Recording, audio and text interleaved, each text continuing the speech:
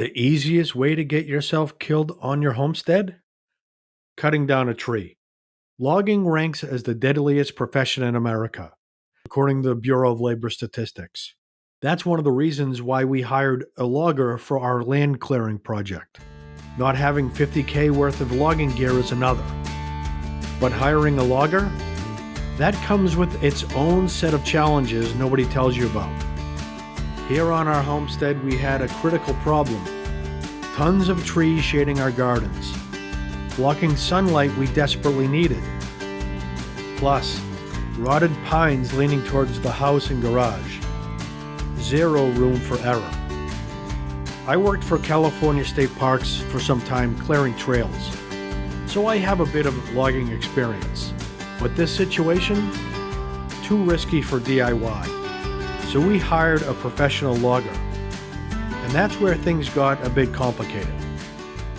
Because what you want as a homesteader is completely different from what a logger wants. And understanding that conflict, that's the key to getting this right. Here in New Hampshire, there's a rhythm to the forest. Most landowners sell timber every 10 to 20 years, and the pattern is always the same. Clear cut, stumps everywhere, brush piles, then berry bushes take over, then saplings, and eventually another wall of trees. It's a cycle that repeats decade after decade. But for homesteaders, that's not our goal. We're not trying to grow another uniform forest. We're trying to create a blend. Healthy, mature trees mixed with open pastures for gardens and animals. Our land was logged about 7 years ago, so there weren't very many high-quality trees left. We were looking for what's called a payment in kind deal. It's the deal where the logger doesn't pay you for the timber, and you don't pay them for the work. A simple wash. They get the wood, you get the trees taken down. But even that arrangement comes with conflicting incentives. As a homesteader, your goal is simple. Remove weak trees, thin overcrowded patches, and most importantly, protect your large, healthy, mature trees. But for the logger, they want the opposite. Those big, straight, beautiful trees are their paycheck. Those are the ones they want to cut. So there's a negotiation. On our piece, we agreed on trees to save and mark them with ribbon. Seems doable in theory, but this creates obstacles. The logger has to navigate around marked trees while finding safe paths to cut and haul the logs out. Trees fall where they want and don't care if they land on ribbon trees. So we lost some marked ones, and he saved others as replacements. After this experience, here's my advice. A logger isn't a landscaper. Use them on the areas you want all the trees gone, especially around structures, because they have the gear and experience to do it safely. Save the selective work for the areas you can handle yourself later. Once the logger pulls out, the real job begins. This is what gets left behind. Cleanup is expensive and exhausting. Pay someone to remove stumps? Expensive. Pay someone to haul away slash and leftover wood? Even more expensive. If you want to keep costs down, do it yourself. Burn it, chip it, or bury it. For us, burning these piles makes the most sense. Time consuming, but it will save us thousands of dollars. And then there's the stumps, the part nobody plans for.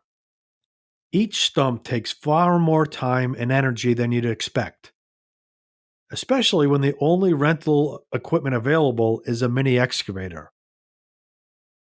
This is a 10-minute stump. This is a 20-minute stump. And this is a 1-hour stump. And we have tons of them.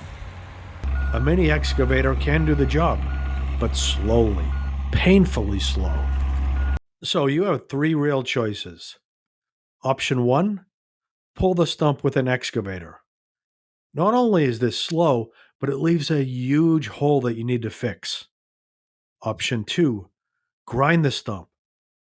This is fast, but it's expensive when you're dealing with tons of stumps. And option 3, cut it as low as possible to the ground with a chainsaw. For us, this is the simplest, cheapest solution. So our plan is to cut every stump as low as possible. Low enough so that our brush cutter or mower can glide right over them. Once the ground is clear, we can seed it with pasture grass and then maintain it through the summer and keep it from reverting back into a young forest. Because that's the thing about nature, especially here.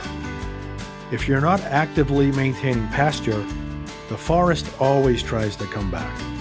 Saplings, brush, thorny bushes. Within a few years, you lose your open land. The earlier you get ahead of this, the better. So here's what I learned from the entire process. Number 1, respect the danger. Logging kills more workers than almost any profession. If you're not experienced, hire it out, especially around structures. Number 2, understand the loggers' incentives. They want your best trees. You can mark the ones you want to keep, but be realistic. You'll lose some in the process. But better yet, if you're going to use a logger, use them for the areas that you want to completely clear cut and leave the landscaping for yourself.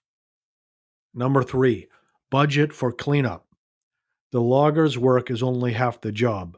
Stumps, brush, and restoration take serious time and money. And number 4, have a maintenance plan. Cleared land doesn't stay clear without active management. Mowing, seeding, and brush control are ongoing. Homesteading is a constant trade-off. Every tree removed, every stump tackled, every patch of pasture seeded, it brings the land one step closer to what we're building. It's hard work. It's dangerous work. But in the end, worth it. Because this land is becoming exactly what we dreamed it could be. If you're planning land clearing on your homestead, drop a comment below with your biggest question or piece of advice. And if this helped you avoid an expensive mistake, hit that subscribe button. We're documenting every step of this journey.